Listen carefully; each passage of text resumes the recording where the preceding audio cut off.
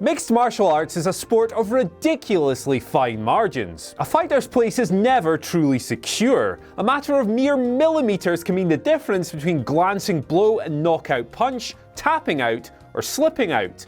But it often goes much deeper than that. You may not know it at the time, but sometimes you're watching a UFC fighter's career unravel before your very eyes. Whether through a gross act of public disgrace or another crippling loss, the company's highlight reels are full of moments that spelled the end for the fighters in question, provoking everything from sadness to outright anger. Now, including pre-announced retirement fights would be cheap, so we're not going to do that. But with that in mind, I'm Andy for What Culture MMA, and here are 10 precise moments that UFC careers ended. Number 10. BABALU doesn't let go. Deep into his third run with the company, Renato "BABALU" Sobral met David Heath at UFC 74. He actually had the fight won with an anaconda choke, but he kept it locked in well after the bell had rang. And that's when the shit went down. To make matters even worse, BABALU kept the hold locked in until Heath had passed all the way out. And when Joe Rogan asked him about it in the post-fight interview, he claimed Heath deserved it for calling him a motherfucker.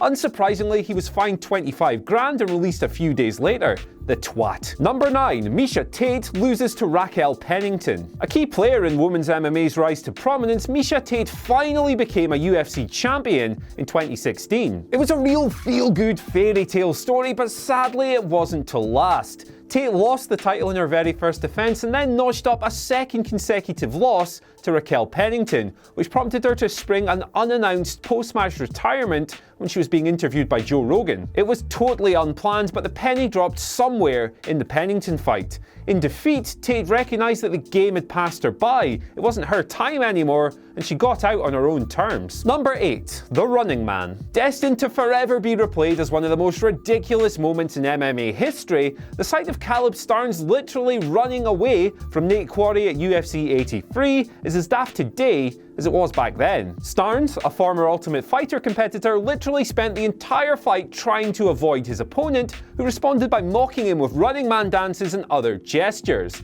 His name soon became a buzzword for embarrassment in the sport, and he was released soon after, with the UFC absolutely fuming at his farcical display. Number 7. Jason High shoves a referee. Brought back into the UFC following the Strikeforce acquisition, Jason High met Brazilian killer Rafael dos Anjos at a fight night event in Albuquerque, and he was TKO'd in the second round. Visibly upset with the defeat, High unfortunately went way too far after the bell. He felt it was an early stoppage and decided that the best course of action was to shove the referee. Unsurprisingly, he was released, and he's never fought for the company since. Now, whether this punishment was too harsh or otherwise, you just can't put your hands on the officials. Silly sausage. Number 6. Matt Hughes goes to sleep for the last time. One of the most important fighters in UFC history, Matt Hughes fought a whopping 54 times over his 13-year career, but time had well and truly caught up with him by 2011. Hughes returned to the octagon 10 months after being put to sleep by a single BJ Penn knockout punch.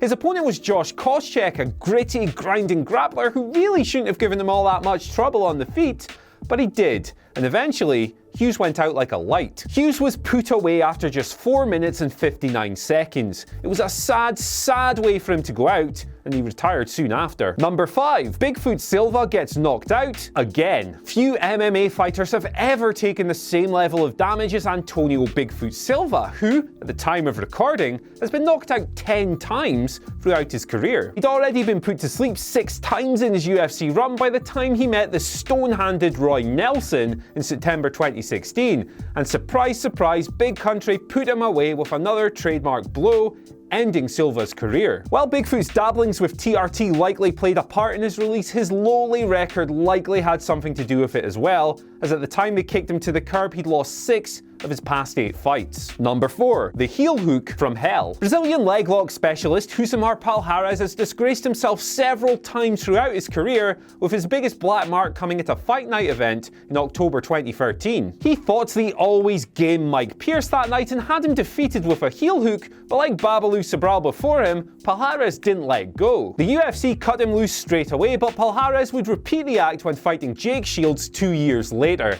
Maybe just maybe, people should stop giving this guy work. Number 3. Ronda Rousey's second loss. When Amanda Nunes destroyed Ronda Rousey in just 48 seconds at UFC 193, we all knew the writing was on the wall. Rousey had mentally checked out. Her previous loss to Holly Holm had taken her will to fight, and after looking miles off her game in the build-up to the Nunes fight, the biggest star in women's MMA history was put down in the most depressing fashion imaginable. Dana White soon announced that Ronda would never fight again, and he was right. She showed up in WWE just over a year later and is now thriving in her new career. Number 2. Paul Daley loses control. In what will likely go down as the single dumbest moment in UFC history, Paul Daley sucker punched Josh Koscheck after their UFC 113 fight, a bout the Englishman handily lost. Daley was disgraced. He was immediately released from the company and thrown on their blacklist. And while we can't imagine that being subjected to 15 minutes of Koscheck's lay and pray and constant trash talk was fun,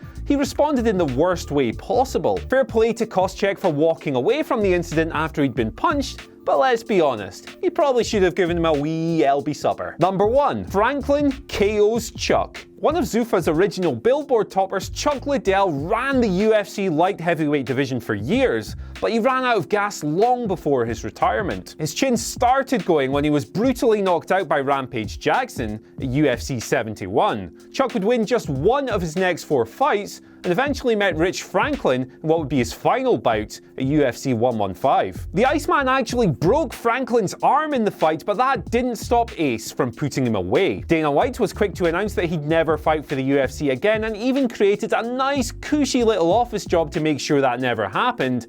But unfortunately, it sounds like the Mentalist is dead set on coming out of retirement in 2018 to face Tito Ortiz. So that's our list, but can you think of any others? Let us know down in the comment section below. Don't forget to like, share and subscribe. And as always, I've been Andy for What Culture MMA, and I'll see you later.